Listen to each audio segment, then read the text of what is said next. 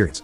Check the pinned comment for $5 off for your first box. The manhwa starts with introducing us to a hunter institution named Valhalla. Multiple people try to apply, but the admission rate is 500 to 1, so only 150 people can graduate from the academy. It shows competition, and we see multiple fights happening, each within their designated cubes. We see an instructor named Lee Sang-il overseeing the fights, and a man approaches him saying there are a lot this time around. His name is Min Jun.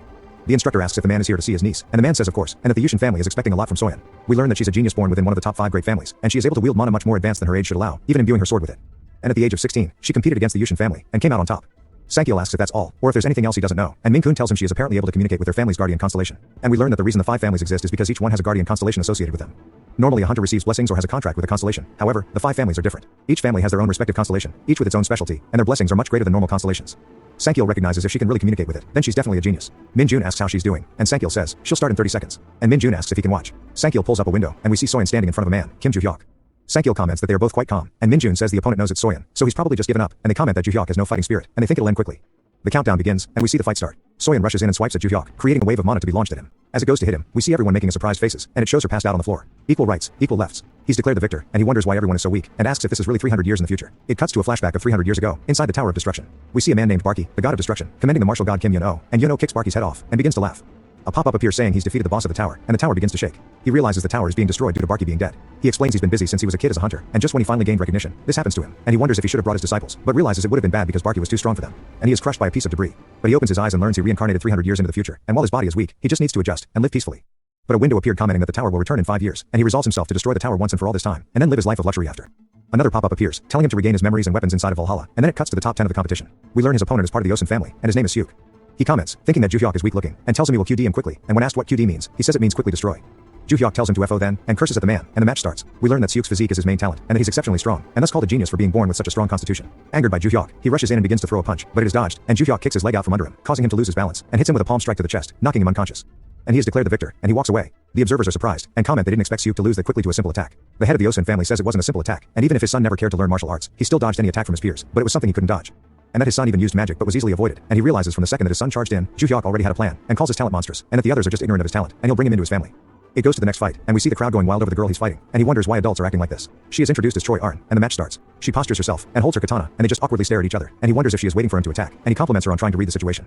And he decides to see how she reacts with him approaching her. She begins to put lightning on her sword, and everyone is surprised. She begins to draw her sword, as he continues to walk at her. She thinks it's her chance and swipes at him. She is surprised he's vanished, and he calls out to her, and tells her if she shows him where she's going to attack with her eyes, it makes dodging too easy. She is surprised he's beside her, and he punches at her, but she blocks it with her blade, and it pushes her back. He comments on her blocking it, and she is shaken by how powerful the attack was. He puts his fist on the blade, and tells her to try dodging this, and Bruce leaves her, knocking her unconscious. He comments that his attack felt off, but that it doesn't matter, and he's declared the victor. We see him walking away from the school, and he is swarmed by interviewers, and he yells for them all to shut up. It shows some articles about Ju-hyuk cursing at reporters, and some comments about him, and then it cuts back to Valhalla. They are having a student orientation, and Ju-hyuk is bored, but notices everyone is afraid of him, and he wonders if he showed off too much, and remembers the window about finding his memories. The entrance ceremony ends, he heads to the virtual combat simulation room, and the instructor is confused why he has all of the top students, even though it was meant to be random assignments. And he sees Ja-hyuk and thinks he's doomed. He introduces himself to the class, and we see him start the simulation. The students freak out because the terrain changed, and the instructor shows bloodlust, which makes some monsters appear. Hyuk gets attacked, but a barrier blocks the attack, and we see it holding off the monsters, and the instructor calls for Ja-hyuk, and he asks if he can take care of the monsters alone, and the instructor thinks that he's scared and he'll say no, but Ja-hyuk begins to laugh. The instructor asks if he really thinks he can beat them by himself. Ja-hyuk says yes, and the instructor tells him to do it then, and Ja-hyuk asks if he does it, he'll have a prize, and under the condition, he beats all the monsters he asks what the instructor will bet. And the instructor says he'll do whatever he can under his power for him. The instructor tries to explain, but Ja-hyuk just tells him to hand the sword over, and asks how he's expected to fight without a weapon. The instructor pulls out a sword, and hands it to Ja-hyuk, and we see the barrier open and everyone stares as Ja-hyuk begins to slaughter the mobs. It shows him continuing to kill the monsters with ease, killing 4 with one slice, and easily defending himself too. Ja-hyuk is happy that it's been 300 years since he's held a knife, and that it's not bad, and how in the past, they'd use any weapon available. While he's thinking, a large monster appears to swing a club at him, but it is easily dodged and he stabs it in the face. He comments that it's a well-made copy, and the instructor is surprised because he just let him use a generic sword that doesn't have any magic power, but it's slicing the mobs like butter. Almost as if it is sucking in the monsters. The other students watch in shock, besides Arn, who is in awe. We see Ja-hyuk sheath his sword over the monsters' corpses, and he asks if the instructor will keep his promise. It cuts to later in the day, and the instructor ends the class, and we see that Ja-hyuk is exhausted, because he's never been to school before. He's interested in the constellations, and mentions how it's used to refer to those who are gods, and they have a connection to hunters, and he thinks the rest of the school will be useless. And he decides it's time to start seriously training, because he's weak. We see Arn approach Ja-hyuk, and it cuts to Sang-il and the combat instructor talking about how Ja-hyuk killed all of the mobs, and they are surprised that he has no background, and that he's an orphan from a dangerous area. We learn that Ja-hyuk has to get into the constellation room here, and Sang-il says he'll talk to the headmaster about it. The instructor thanks him, and then tells him he's worried about what's going to happen in the next year. Because his class isn't easy to control due to having the top 5 families, and Ja-hyuk. Sang-il tells him he isn't trying to console him, but there's an exchange student from the Ventric family in another class. His name is Rockdale Ventric, and how he was kicked out of another academy for causing trouble, and now he realizes his class is better. It cuts back to Ja-hyuk and Arn, and he asks her what she wants, and she asks him to teach her swordsmanship. She specifies for him to teach her the swordsmanship he showed back at the simulation, and he tells her no. She asks why, and he says he just doesn't want to, and if she doesn't have anything else to say, then he's leaving. She asks again, and he repeats his answer. He asks if there's something wrong with her ears, and tells her to stop clinging onto him, and he has no intention of teaching her, so piss off, and he walks away from her. It cuts to the next day in class, and Ju-hyuk comments that his body is better than he thought, and that, at this moment, he can't do anything because he doesn't have magic power, and it's hard to control mana. But if he finds an item, he can fix the issue. We see Rockdale calling out to him, and Ju-hyuk asks who he is, and Rockdale introduces himself, and asks him if he wants to be strong. We learn that the Ventric family uses Beak Mask, which is their guardian, who will sign contracts with anyone in the Ventric family, even if they aren't of main descent, and this allows them to quickly gain a large sum of power in Europe. And this has caused Rockdale to become arrogant, and this is why he was kicked out of his other academy. Rockdale thinks to himself he always gets what he wants while looking at a soulless attendant Yuria, and that he'll get Ju-hyuk, who is the center of attention right now, and begins to explain to him what he means, but Ju-hyuk asks if he's an idiot. This angers Rockdale, and he asks what he said, and Ju-hyuk explains he understands what Rockdale is trying to do, and that he's indeed an idiot, and asks if he's wrong. Sankyil tells Rockdale to get back to his seat, and when Rockdale yells, asking who called his name, he sees Sankyil, and walks off angrily, and tells Ju-hyuk to meet him later. It cuts to Ju-hyuk walking out of school, and we see Arn approach him again, repeating her question, which confuses him. We then see Rockdale smashing a lamp out of anger, mad that an orphan humiliated him. He calls out to Yuri, and she doesn't answer, so he grabs her by the hair, and tells her to answer him, and asks if she really thinks she's the eldest of the palace family, and asks if he should throw her out, and she says no. He throws her to the floor, and tells her to contract someone named Dizra, because there's someone he needs to eliminate, and that there's someone in the Rise family he wants to see. She says understood. It goes back to Ju-hyun in his dorm, training his mana, on his bed. He breathes out and says that his body is seriously garbage, and that he can't draw out any magic, and he begins to recall Arn following him, and he asks her why she's following him. And she just repeats what she said previously, and he asks if she's a parrot. He thinks she's annoying, and says he should get her to leave, and tells her 10 million per lesson. She looks down, and he tells her that he's going to leave because she can't afford it, and she asks for his phone. He hands it to her, and she tells him she's putting in her number. That way, it's easier for her to send him money. Ju-hyuk asks what, and realizes she sent him 100 million won, and she asks if he can teach her now. And he says he won't, and he turns down her money. It goes back to him at his dorm, and he says he was surprised about earlier, and how she could have that much money. But he's tempted by the money, but says it's just money, so it doesn't matter, and we see him preparing for something and says it's time to find the secret vault. We see him walking in the woods, and he mentions how he checked out the school in advance, and that most of his hidden notes were destroyed, and there are at least 4 notes, but he's certain that they are in the mountains of Valhalla. He takes his hood off, and he releases some energy, and looks for marbles that respond to his magic, and that he can sense it even with a little bit of magic he finds it, and begins to dig it up, and comments how weak he is again, and if he knew he'd struggle this much he'd have buried it shallower. And if it weren't for the Tower of Destruction, there wouldn't be a need for this, and the world was on the verge of destruction, and there wasn't any room for his items, so he made notes for it, and hopes the inside is safe. After a while of digging, he finally found it, and we see a vault. He looks for the keyhole and says a regular key wouldn't fit. So he's going to make a string of magic, and form it into a key, and he opens it, and drops down into it. And we see him atop a pile of treasures. Now that he doesn't need to worry about money, he can go search for something, but doesn't specify which. He notices there are storage stones in the vault. He reaches out and picks up one, then infuses some mana into it, and we see it overflowing with mana. He decides to take the jewelry and leave the gold bars, and we see him back in class having an existential crisis. But he is startled when Arn comes up to his desk, and she asks the same question again, and he wonders why someone from a swordsmanship family keeps asking him for training. He decides to ask her, and she says she's never seen anyone wield a blade better than him, and he asks about her father, but she is interrupted by the simulation instructor telling Ju-hyuk to follow him. We see him walking to the door, and Arn reaches out, but stops, and Ju-hyuk tells her 6 a.m. tomorrow to come to the training grounds, and she is surprised, and he asks if she doesn't want to. She shakes her head, saying she'll be there. We see Ju-hyuk in the teacher's office, and the teacher tells him he's been approved to go into the constellation room, and he just needs to go to the basement, and that he's now allowed to enter any floor lower than the first one. Ju-hyuk says okay, and asks when he can go, and the instructor says tonight is fine, and he replies that he'll go today. The teacher says they can go now. It cuts to them outside of the constellation room. Ju-hyuk comments that security is so tight, and not just the security, but even the walls are covered in magic, and it's surrounded except for the entrance. Ju-hyuk asks the teacher how someone would go about getting to the second floor, and if you'd need to do something criminal, and the teacher says no, but you would be expelled, and that you'd lose your mind before you lose the skill, and he explains that the constellation's magic runs rampant down there, and if you touch it your mind will break. Ju-hyuk says he understands, and the teacher is confused why he's asking all of this, and if he really wants to go down there, but decides that the first place candidate wouldn't do that, and he knows it's better to stay in the academy. The teacher tells him he has 30 minutes, and then he must come out. Ju-hyuk tells him he'll be back soon while waving.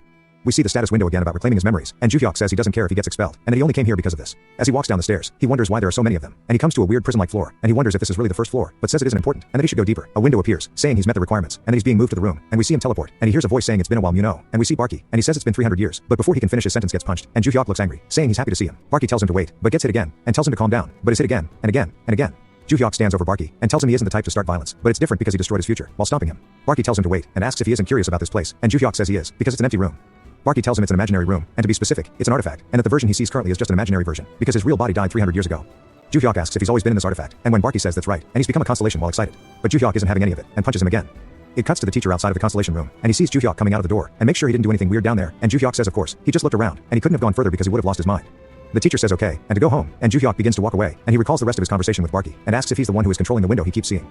And Barky says he doesn't know what it is, and Ju-hyuk gets angry, and Barky tells him it's the truth. After he died, he's been stuck inside of this room for the last 300 years with no power. Ju-hyuk asks who sent the message then, and Barky says he received it too, and to contact Ju-hyuk to receive his memories back. But because of this, a weird person emerged, and he wonders if it is the same person who made him the owner of the Tower of Destruction. Ju-hyuk asks who the man is, and Barky says he doesn't know, because his memories of that part are all gone, and he doesn't think they'll come back. And he asks what Ju-hyuk's notification says, and Ju-hyuk tells him what it says, but he doesn't remember losing any memories, and he remembered the tower. Barky says maybe the memories haven't come to his mind yet, and that he's already found the weapon, so the memories will naturally return. Barky explains that this space is the inner world of sacred artifacts, and that he became a constellation because of this artifact. Ju-hyuk gets angry and yells at him. It cuts back to him walking, and we learn the sword was his, and that he wanted to destroy and leave it behind, but the sword won't leave Barky unattended, and that he received a new quest from the sword. Someone calls out to him, and we see a bunch of goons saying they are his seniors, and asks him to introduce himself. Ju-hyuk is surprised a bully has juniors, and the lead, Gubu says it's not enough to just introduce himself, and one of them walks up, saying he'll beat him first, and begins to say some random stuff, and gets instantly taken out, and Ju-hyuk tells him to stop talking, and fight instead. He continues to combo the piss out of the guy, and then sends him flying over the rest of his group, and hits the wall, rendering him unconscious. When the group turns back around, they see Ju-hyuk has a sword, and are surprised because he didn't have one a second ago. Ju-hyuk tells them to quickly come at him already, and then it cuts to 3 hours earlier. We see Rockdale telling Ririk that he needs someone taken care of, and that he'll reward him. He tells him Ju-hyuk's name, and it doesn't matter how they do it, but to take care of him, and asks if he'll accept. Ririk accepts, and we see him thinking that it doesn't matter if Ju-hyuk is first place. He's still just a freshman, so he won't stand a chance, and that the second graders have contracts with constellations, and that is how a student becomes a second grader, is because of contracts. And Ju-hyuk, who isn't in a special family, should be easily beaten up, is what Ririk thought, but we see Ju-hyuk taking out his men in rapid succession. He easily claps 2 of them, and then dodges another attack, and hits him in the face, sending him flying. Ririk is stunned by a non-contractor beating up contractors, and wonders what his strange swordsmanship is. It just looks like he's using moderate force, but everyone is getting seriously hit. Ju-hyuk taunts the rest of them, and Ririk yells, "Don't be scared because it's just one first grader," and Ju-hyuk says it seems like the boss has some spirit. Ririk runs at him with his sword, but is hit in the stomach by the sheath, and Ju-hyuk pushes into the hilt, causing a powerful attack on Ririk. And we see him lose consciousness, and Ju-hyuk slaps him, telling him to wake up. He asks him why he picked a fight with him, and who they are. Ririk says they are his seniors, and Ju-hyuk asks if it's common for seniors to bully first graders, and Ririk says it's just to put the first place into his place. Ju-hyuk comments on his loyalty, and tells him he'll leave, but to clean the place up. Ririk asks if he thinks he can go to school normally after this, and if people know, then he'll be expelled. Ju-hyuk says, whatever. If they try to say that, everyone will just think some second graders came to bully him, but all got cleaned up, and then he'd be too embarrassed to even show his face. So to think wisely if he wants to go to school, and join a guild, then walks away. It shows Rockdale anticipating a phone call, and it's Ririk. Rockdale answers and asks how it went, and Ririk tells him he's not doing the job anymore. Rockdale asks what he just said, and Ririk tells him he is staying away from Ju-hyuk. Rockdale is confused, because earlier, Ririk was confident about it. Ririk goes to hang up, and Rockdale yells, asking him to wait, and says if he's saying this because he was beaten up, then he should report it to the administration, and if injuries are still visible, then there's evidence. So can't he do that much? Rockdale tells him if he does that, then he'll give him the full amount, and he'll even try to get his family to fund him. Ririk tells him even if his family supports him, they can't reclaim the honor that they lost, and hangs up on him. Rockdale angrily breaks his phone, and asks Yuri if he's contacted Dizra, and she tells him that he's been informed, but he's far away, so it'll take a while to get here. He asks her where he is, and it cuts to Mexico, at an academy named Aripia. We see a group of defeated students, and we are introduced to Disra and Trick, and he is reading a message from Rockdale asking for him to come meet Ju-hyuk, and the reward is already prepared, and Disra is excited that he is going to receive money. It cuts to the next day, and it's the Valhalla training room. Ju-hyuk comments that the room is really big, and it puts him in the mood to run. He hears Barky's voice, asking why he's here, and Ju-hyuk asks where he is, and Barky tells him he's in the sword, and asks why he's surprised. Ju-hyuk says he was surprised because he thought he made it out of the sword, and that he'd have to beat him up again. Barky gets shivers, and tells him it's not like that, and Ju-hyuk tells him if that's the case, then everything is okay, and begins to stretch, while asking Barky if he's sure it's okay, and Barky asks if he means his state. Ju-hyuk tells him no, and he's talking about this word and how it's become an artifact, and how they took it out of the room. Barky tells him it's no worry since he replaced it with a replica. Ju-hyuk says that's what he's worried about, and asks how he even made a replica. Barky explains that when he gained consciousness, he lost all of his strength, but he could make replicas from the start, and he doesn't know why he has this ability. Ju-hyuk begins to stretch backward, and he spots Arn just staring at him. He looks a little surprised she showed up. She asks if he's going to teach her now, and he tells her no, that they'll focus on her stamina. She asks why, and he tells her if she doesn't want to do it, she can leave. He gets her to start with stretching, and he explains that if you improve your stamina, the better you can control and absorb mana. And while the current method of training is weird, everyone seems to be investing into their mana before their stamina, even Arn. While she has a lot of mana, her stamina is low. She finishes stretching, and he tells her it's time for real training, and we see them do a series of physical exercises, and afterward, Arn is exhausted, and Ju-hyuk tells her they are just getting started, and to stop lying down and to get up, and that they still have running to do. She looks devastated. It cuts to Ju-hyuk in class saying they trained harder than last time, and she has a physique worth developing. She is shivering from DOMs, and a teacher tells them all they are having a test today. We're introduced to her, and her name is Lilia. She says while she briefly explained on the first day, she's informed them to self-study on dimensional monsters. So today, she'll be testing them and how well they know each monster. It shows everyone taking their test normally, except Arn and Ju-hyuk. And the teacher says time is up, so pass the test forward, and while the test won't add to your grade, it'll be used to measure your ability in the next class. She tells them the next class will be a combat simulation, and she'll see them later. Barky asks Ju-hyuk if he's sure he can just write his answers like that, and Ju-hyuk wonders if Barky just watching. Barky says he was, and Ju-hyuk asks if he's reading his thoughts, to which Barky says he can only hear the ones that involve himself. Ju-hyuk says he only wrote the answers the way he knew them, and Barky says he understands. It cuts to the teacher's lounge, and she is angry at Ju-hyuk's answers. The regular teacher sees her grading his class's exams, and she says they did well, and the teacher looks a little relieved and says he'll be on his way. Then she says Ju-hyuk's name, and he asks if he didn't put effort in, and she says it's not that, he's just mocking the class, and that it cannot be overlooked, and she'll show him his paper and educate him, because the monsters can't be taken care of that easily. Next week at the combat simulation room, we see the teacher saying most people did well, but calls Ju-hyuk to come forward. He walks up to the podium, and she hands him his paper, and we see he has a 0. She asks if he's sure he took the test properly, and he told her he did. She asks what's the best way to take care of rock goblins, and asks what his answer is, and he reads out, stab it in the stomach. She does the same thing with the second question, and he gives her another straightforward answer, and she says he can't be serious, and tells him that a rock goblin is B+ for defense, so even normal sword or it doesn't damage it, but he's saying a sword would work? He tells her yes, it's all over in one strike, and she gets angry. She says she understands, and if he's that confident, she'll give him an opportunity. We see her transfer the room, and she tells him if he kills the monsters just like he wrote the answers, she'll regrade his points. He says okay, and puts his test down, and grabs a sword. He walks at the monster, and she comments that she's heard of him killing the goblins previously, so she knows he's talented, but a rock goblin cannot be taken care of with any normal sword.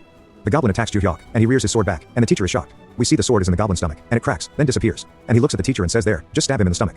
We see the other students are shocked he killed it with a normal sword, and the teacher asks how he did it. He says she saw him do it, just stab it in the stomach? She begins to break down, thinking that only an A-ranked contractor could kill it with a normal sword, but Ju-hyuk took it out with a sword, and he asks if his answer was correct. She tells him that was only one question, and she summons the next monster. She explains that jungle goblins are hard to take care of, because if you don't do it properly, the first goblin will use a howling skill, and other goblins will appear, so normally a magician would be there to kill them all at once, and while he only sees 3 goblins, there are 5 more behind them. And it'll be hard for him to do this with just a sword. We see him rush in, stabbing one in the head, and then another in the head, and before the other can scream, stabs it in the mouth. We see their bodies disappear, and he asks the teacher if the second question was right too. It cuts to Arn and Ju-hyuk running on treadmills, and she is gassed out after their session. He asks if her clan trained her and why she's struggling with just running. She says she doesn't normally push herself like this. He asks how she plans to go up against monsters if she doesn't train properly. She says she just used magic by borrowing her constellation's power. And Ju-hyuk confirms his suspicion that they are focusing on magic rather than physical capabilities. However, the risk is big if they keep doing that. He gives some examples of why it is risky, and sometimes how constellations might not even lend power. He asks her if she thinks these exercises are worth it, and she says, of course, and that he'd teach her swordsmanship if she did it. And he says it sounds like she's only doing it because he told her to. Her brain stops working, and he tells her never mind, and they should end it today because they need to go to the academy. He tells her he's going to do another set, and asks if she wants to join, but brain delay kicks back in, so he just tells her to go ahead and go, and she says see you later and leaves. Barky asks if her name is Arn Choi, and Ju-hyuk wonders why he's asking. Barky explains that she kept up with his training without complaining, but asks why he decided to help her. Ju-hyuk says it's because she pestered him so much. Barky asks if he's ever shown her his swordsmanship, and Ju-hyuk says no, but she might have noticed during class. Barky calls her amusing. Ju-hyuk says that's why he found her interesting, so he thought he would teach her a little. Ju-hyuk hears a grunt and looks over to see Seok benching, and they both just stare at each other, awkwardly. Ju-hyuk asks how long he's been there, and Seok says he's been there since the start, and he's always exercised before attending the academy. As he's leaving, Ju-hyuk comments that because of the constitution he was born with, it looks like he's able to train for a long time. Barky asks him why he's interested in Seok, and Ju-hyuk comments that it's because he's smarter than those who only train magic, and Barky comments maybe. Ju-hyuk asks what the constellations even do, and Barky says he's not sure. Ju-hyuk asks if that's all he can say. Barky says while he is a constellation, he's done nothing for the last 300 years, so he doesn't know anything, but that he might be able to learn if he finishes his quests. Ju-hyuk looks at his new quest, and wonders about the Eye of the Great Forest, and mentions how if it weren't for the quest, he was just going to leave after getting his things back, but he has to be stealthy now. Barky comments how he already failed, because he beat up the delinquents. Ju-hyuk says, until he clears the quest, he can't leave anytime soon, and he can learn about his reincarnation. It cuts to the United Kingdom, and we see the Ventric Manor. And we see a woman named Adelia, who is the vice house owner asking a butler to tell her what happened. He tells her the labyrinth in the outskirts has been taken care of, and that he's thinking of recruiting a few of the men from it. She comments that one of them is strong, and the butler tells her that 2 of them are A rank. She tells him they are at a level deserving of the blessing, and to test out their capabilities and send them to her. He says understood, and she asks if that's all. He tells her he has some information about Rockdale, and he tells her that he called Disra to South Korea, and this angers Adelia. We learn that Disra is his family's problem child, and that he's committed a lot of bad acts using the family name, and at 19 he killed 5 people just because they started an argument with him, and at 20, he was cut off from the family, and he's been hiding for many years. She tells the butler to keep surveillance on him, and inform Rockdale if he's caught doing something weird, he will be exiled from the family. The butler takes his leave, and we see Adelia say that they are all wielding power they didn't earn themselves, and it isn't meant for trash. And in the end, the power is all for her, and she looks at a picture of their guardian constellation. It cuts to a lecture at school as the teacher is explaining things. Ju-hyuk zones out and begins to think about how his body has a talent for using mana. Though it's not on the level of a genius, it's better than his previous body. But it's weird that no matter how untrained the body was, the condition is terrible. He was barely able to circulate his chi on the first day, and just a little bit of shoveling made him want to pass out. And he wonders if something happened in the past, but realizes there's no point in stressing over it now. He sees Soyeon tapping at his desk, and she hands him a note. He opens it up just to see hey, and he wonders what she wants. It shows the teacher explaining everyone is allowed to leave school, but to submit an application beforehand, and that's all for class today. We see Ju-hyuk holding an application for leave, and Barky asks if he's planning to go outside. Ju-hyuk says he is, and Barky asks where he's going, and before he can answer, he's interrupted by Soyeon calling out to him. He asks what she wants, and tells her he even replied to the note, but she didn't say anything. He tells her to hurry up because he needs to submit something, and she begins to stutter very badly, saying, so, and I, repeatedly. He tells her to hurry up and say it, and calls her a freak. She gets angry, asking why she's a freak, and he asks her if she's making him angry for fun, or if it's normal, and asks what she wants to say. It cuts back to him killing the rock goblin, and she's confused because it's different than the books, and she just wants to know how he killed the goblin, but her pride hurts too much. As she begins to ask him, Lilia asks him how he killed the rock goblin, and they are both confused. He's confused where she came from, and asks her why she's butting in, and he thought she hated him because he embarrassed her. She says she's not bothered by it, and she believed there was only one way to kill monsters, but he showed her that isn't true, and she asks if he wants to be her assistant. He tells her no, and he's turning in his form to leave. She begins to beg him, and they continue walking away from Soyeon, who is shocked she was left out of the conversation.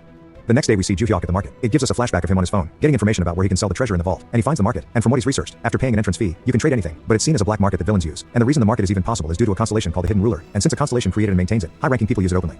Even though it's illegal, the government doesn't crack down on it, and that's the only reason he was able to find it. He sees a post on how to enter it, and what to watch out for, but is interrupted by a text from Arin. She sends a bunch of crying rabbits, and says she doesn't think she can make training tomorrow, since she has to go out. He replies with KK, and she question marks him. He hits her with it back and says he's just telling her to have a nice trip.